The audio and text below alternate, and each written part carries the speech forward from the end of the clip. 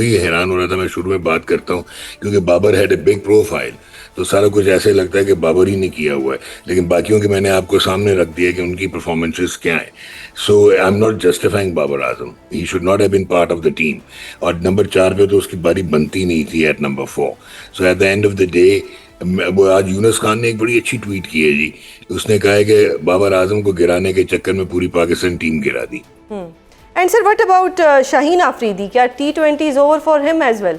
No, Shaheen का ऐसे लगा कि फिट नहीं थे, और क्योंकि वो बहुत एक्सपीरियंस्ड हैं, उनको बहुत मार पड़ी इंडिया के अगेंस्ट, वो यूजुअल बॉलिंग करने की कोशिश करते रहे, लेकिन जब से इनके घुटने की रिकरेंस हुई इंजरी की, वो ही has not been the Shaheen we had known. Doctor साहब, सबसे पहले तो ये बताएं कि इंग्लैंड के खिलाफ हमने 15 से 20 रन कम बनाए, या हैरी ब्रुक की शानदार इनिंग्स के आगे हमारी बॉलिंग बेबस हो गई? Well, it's a combination of many things जी।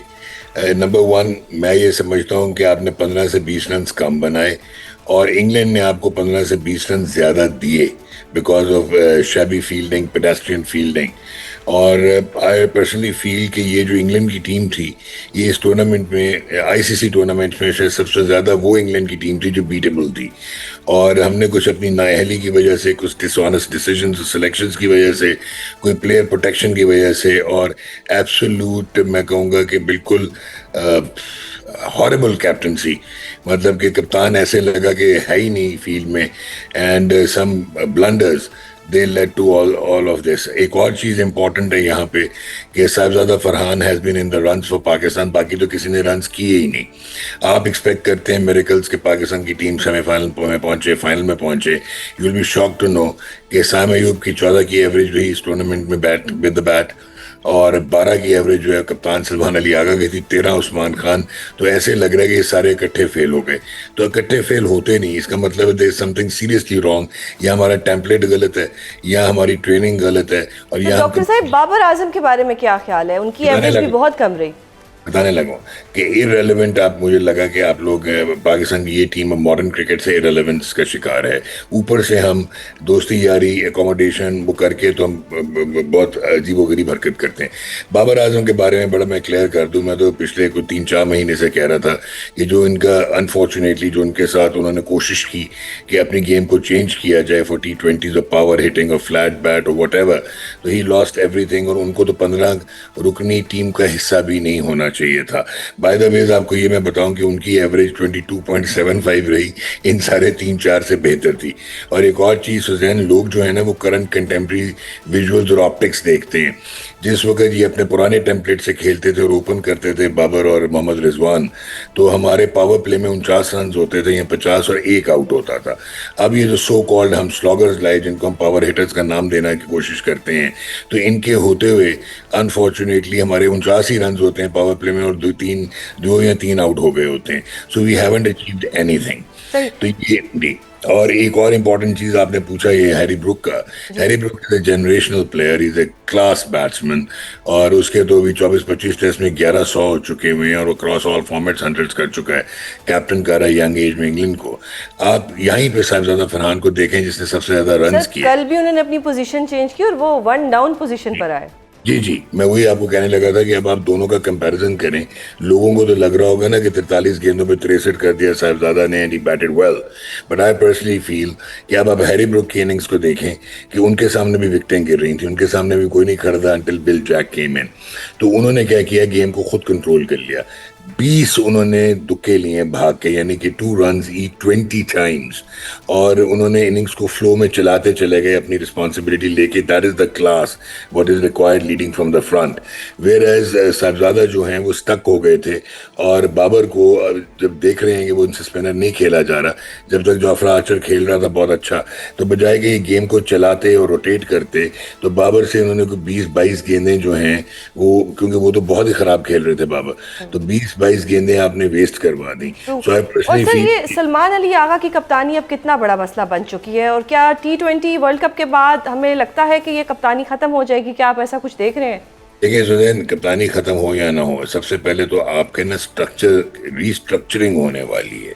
वरना आप ये बार बार विशेष साइकिल यही होगा कि आज हम ये लड़के ले लें वो लड़के ले लें। एक तो आपको politics, sense of insecurity, biases, nepotism ये ख़त्म करना है। फिर आपने साइंटिफिक इंटीग्रेशन सिस्टम्स में करनी है जो कि टीयर सिस्टम में आएगी, अंडर 17, अंडर 19, अंडर ये पाकिस्तान शाहीन्स। ये लड़के जो हैं एक हद से ज़्यादा बेहतर नहीं हो सकते।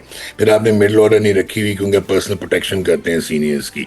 आपने इरफान नियाजी, अब्दुल समद, हसन नवाज, ये सारे लड़के ट्राई किए। इवन विकेट कीपर हारिस था, इनको आपने, सुफियान मुकीम गायब हो गया, तो इब्रार डॉक्टर को साहब इतना बता दिया। सब चेंज करना है तो टीम मैनेजमेंट भी चेंज करनी पड़ेगी, कोच भी चेंज करना पड़ेगा। एब्सोल्युटली। माइक हैसन इज, मैं कहता हूँ, द वर्स्ट कल्प्रिट, जो कि इसको फ्रेंचाइज की तरह, इस्लामाबाद यूनाइटेड की तरह चलाने की कोशिश करता रहा है। सो कल आपके साथ क्या हुआ है? आपके कप्तान ने जहाँ पे 3 आउट कर गए हुए थे, शाहीन हैड डन वेल।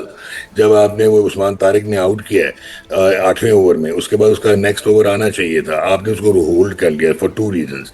एक, आपने जल्दी से, क्योंकि विकेट गिरी हुई थी तो शादाब को प्रोटेक्ट करना था, ओवर करवाने थे। और दूसरा, आपके पास क्योंकि डेथ ओवर का बॉलर नहीं था तो आपने थोड़ा सा लंबा करना था। उस लंबे के चक्कर में 2 ओवर में 37 हो गई, 3 ओवर में मैच एक साइड पे हो गया। By the time Usman Tariq came in, we had already lost it. तो ये तो टोटल टैक्टिकल, स्ट्रेटेजिक, लीडरशिप सबका फुकदान था और डिसऑनेस्ट सिलेक्शन। इब्रार को तो डॉक्टर साहब, अब मैं साइम अयूब का भी जानना चाहती हूँ कि रन्स तो वो कर नहीं पा रहे, तो अब उनको क्या हमने एक बॉलर के तौर पर ही खिलाना है या उनका कोई और भी हम उनको यूटिलाइज कर सकते हैं? रन्स तो नहीं हो रहे। बहुत ही अच्छा क्वेश्चन है। साइम अयूब एक बहुत टैलेंटेड और बहुत ही केपेबल किस्म का क्रिकेटर, बट एटीट्यूड का सख्त इशू है। ऑलमोस्ट 70 T20s हो गए हैं, 20 की एवरेज है। आईसीसी टूर्नामेंट्स, आईसीसी कह रहा हूँ, जो T20 इंटरनेशनल टूर्नामेंट्स में, स्पेशली टूर्नामेंट्स में, उन्होंने, उनकी एवरेज 9.25 है। 14 इनिंग्स में 130 रन है और इस टूर्नामेंट में उन्होंने माशाल्लाह 14 की एवरेज से रन किए हैं। So we need him as a batsman who could bowl, we don't need a bowler who could bat. और अगर यही कराना था तो फिर नीचे लेके आते, फिर एक ऑलराउंडर अपने फेवरेट 3 में से एक को ड्रॉप करते। सो अनफॉर्चुनेटली साइम अयूब की कोई जगह नहीं बनती। मैं वही हैरान हो रहा था, मैं शुरू में बात करता हूँ, क्योंकि Babar had a big profile, तो सारा कुछ ऐसे लगता है कि बाबर ही ने किया हुआ है, लेकिन बाकियों के मैंने आपको सामने रख दिया कि उनकी परफॉर्मेंसेस क्या है। So I am not justifying Babar Azam, he should not have been part of the team. और नंबर 4 पे तो उसकी बारी बनती नहीं थी at number 4। So at the end of the day, वो आज यूनुस खान ने एक बड़ी अच्छी ट्वीट की है जी। उसने कहा है कि बाबर आजम को गिराने के चक्कर में पूरी पाकिस्तान टीम गिरा दी। And sir, what about Shaheen Afridi? क्या T20 is over for him as well?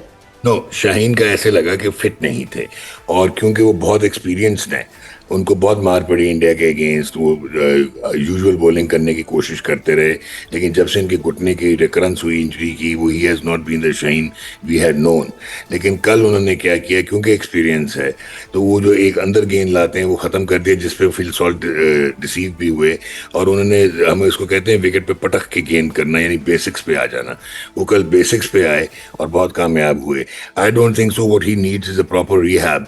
और अगर वो अपना रिहैब कर लेते हैं, उनकी बायोमैकेनिक्स रीमॉडलिंग हो जाती है, which should not take much time. उनको सिर्फ थोड़ा सा टाइम ऑफ लेना पड़ेगा, फोकस करके, फिटनेस करके आए, तो he will be the Shaheen Shah Afridi across all tiers the way we have known him.